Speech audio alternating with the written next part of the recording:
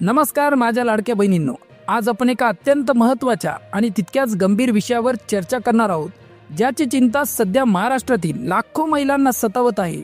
दिवाळीच्या तोंडावर आलेला हा निर्णय हा फक्त कागदोपत्री आदेश नाही, तर हा एक खूप मोठा धक्का आहे। लाखो महिलांना आता या योजनेचा एकही रुपया जमा होणार नाही, त्यांना दिवाळीचा बोनस मिळणार नाही, भाऊबीजची ओवाळणी मिळणार नाही। आणि याचं कारण काय? त्यांनी केलेल्या 7 मोठ्या चुका। होय, 7 अशी कारणं, 7 अशा गंभीर चुका, ज्यामुळे आता या लाडक्या बहिणींचा लाभ कायमस्वरूपी थांबवला जाणार आहे। या 7 नियमांमुळे त्यांची दिवाळी दुःखात जाणार आहे। जर तुम्ही या नियमांचे पालन केले नसेल किंवा तुमच्याकडून या चुका झाल्या असतील तर 100% तुमचाही लाभ बंद होऊ शकतो। तुम्हालाही दिवाळीचा बोनस मिळू शकणार नाही।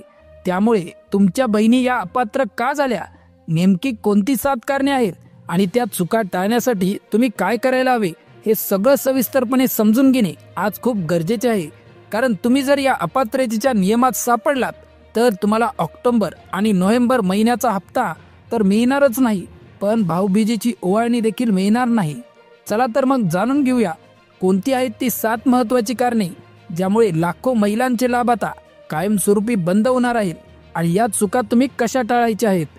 सर्वात पहिलं आणि सर्वात महत्त्वाचं कारण, ज्याची चर्चा सध्या सगळीकडे आहे, ते म्हणजे आधार कार्डशी संबंधित चुका। आता तुम्ही म्हणाल, आधार कार्डची चूक तर अगदी साधी असते, पण लक्षात घ्या, सरकारने जेव्हा ई-KYC करायला लावली तेव्हा तुमच्या आधार कार्डातील माहिती थेट सरकारच्या डेटाबेसमध्ये बँक खात्याशी आणि इतर माहितीशी पडताळून पाहिली गेली। यामध्ये 3 महत्त्वाच्या चुका समोर आल्या आहेत।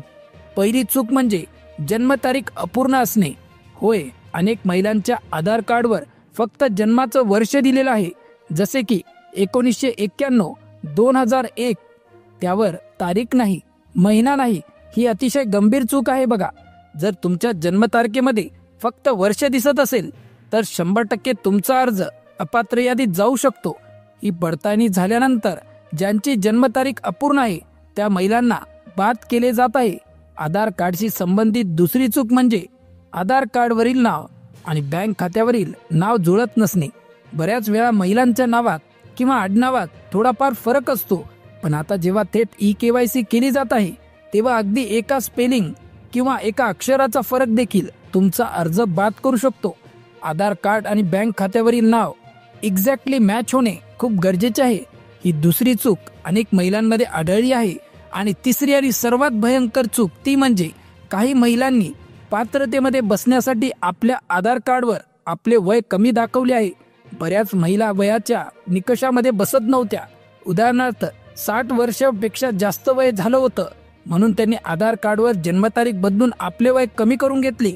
अशा प्रकारची चूक जर तुमच्याकडून झाली असेल तर नुसतेच तुमचे पैसे बंद होणार नाही, तर सरकारने आजवर दिलेले तुमचे सगळे पैसे वसूल केले जाऊ शकतात।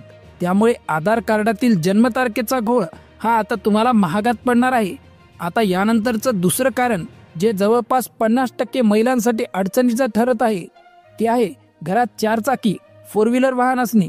सरकारने योजनेच्या नियमांमध्ये स्पष्ट सांगितलं होतं, ज्यांच्या घरात 4 चाकी वाहन आहे, मग भले तुम्ही व्यवसायासाठी घेतले असो किंवा घरगुती वापरासाठी, ती महिला या योजनेसाठी अपात्र ठरेल। आता महत्त्वाचं म्हणजे ही गाडी कोणाच्या नावावर आहे? तुमच्या पतीच्या नावावर असो, तुमच्या वडिलांच्या नावावर असो, तुमच्या सासऱ्यांच्या नावावर असो किंवा तुमच्या दिराच्या नावावर असो।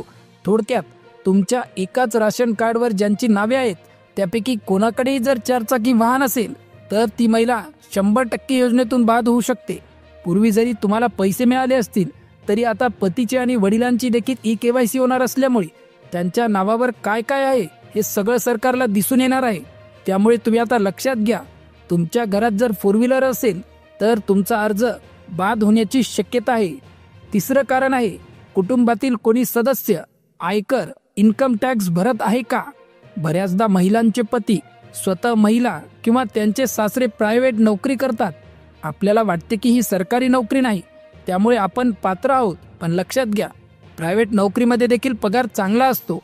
आणि जर कुटुंबातील कोणी सदस्य इन्कम टॅक्स भरत असेल, याचा स्पष्ट अर्थ आहे की त्या व्यक्तीचे वार्षिक उत्पन्न 2.5 लाखांपेक्षा जास्त आहे आणि योजनेच्या नियमानुसार कुटुंबाचे उत्पन्न जर 2.5 लाखांपेक्षा जास्त असेल तर तुम्ही 100% अपात्र ठरणार आहात। यामुळे जरी प्रायव्हेट नोकरी असेल आणि टॅक्स भरला जात असेल तर तुम्ही यादीतून बाहेर फेकले जाणार आहात. यानंतरचं चौथं कारण जे खूप काळजीपूर्वक ऐकण्यासारखं आहे ते म्हणजे घरात कोणी शासकीय कर्मचारी आहे का. आता बऱ्याच महिला स्वतः सरकारी कर्मचारी नाहीत, पण त्यांचे सासरे पेन्शन घेत असतील, त्यांचे पती किंवा कुटुंबातील कोणीतरी सरकारी नोकरीत असेल. इतकंच नव्हे तर जर कोणी अंगणवाडीत कामाला जात असेल किंवा एखाद्या छोट्या महानगरपालिकेत किंवा पंचायत समितीमध्ये काम करत असेल, म्हणजे कोणताही सदस्य असेल किंवा शासकीय लाभाचा किंवा शासकीय नोकरीचा भाग असेल, तर तो अर्ज त्या ठिकाणी अपात्र ठरणार आहे. आणि आता आपण 5व्या कारणाकडे वळूया, ज्यात अनेक महिला अडकल्या आहेत. ते कारण म्हणजे जास्तीत जास्त योजनेचा लाभ घेणे. अनेक महिला काय करतात, लाडकी बहीण योजनेचा लाभ घेणार, त्याचबरोबर निराधार योजनेचा लाभ घेणार, श्रावणबाळ योजनेचा लाभ घेणार आणि काही महिला तर PM किसान सारख्या शेतकरी योजनेचा देखील लाभ घेतात.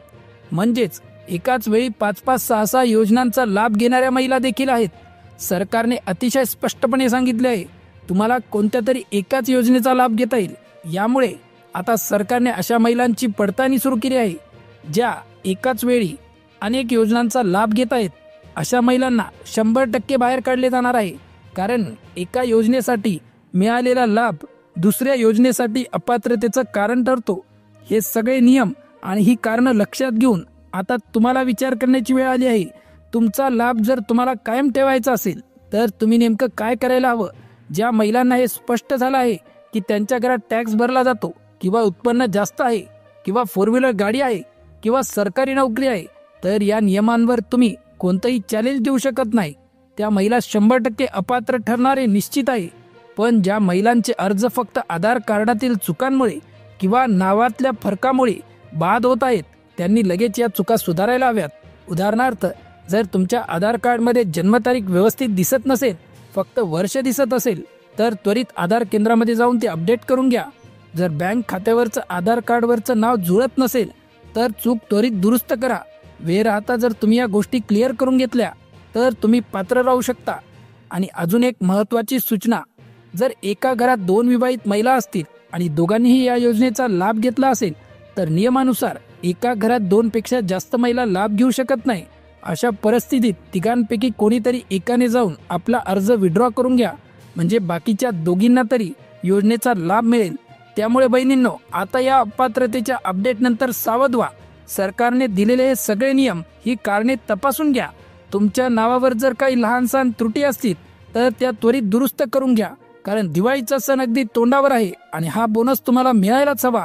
तर आता जागे व्हा आणि आवश्यक ती कारवाई करा. आजचा व्हिडिओ आवडला असेल तर व्हिडिओला एक लाईक नक्की करा आणि नवीन असाल तर चॅनलला सबस्क्राईब करून ठेवा.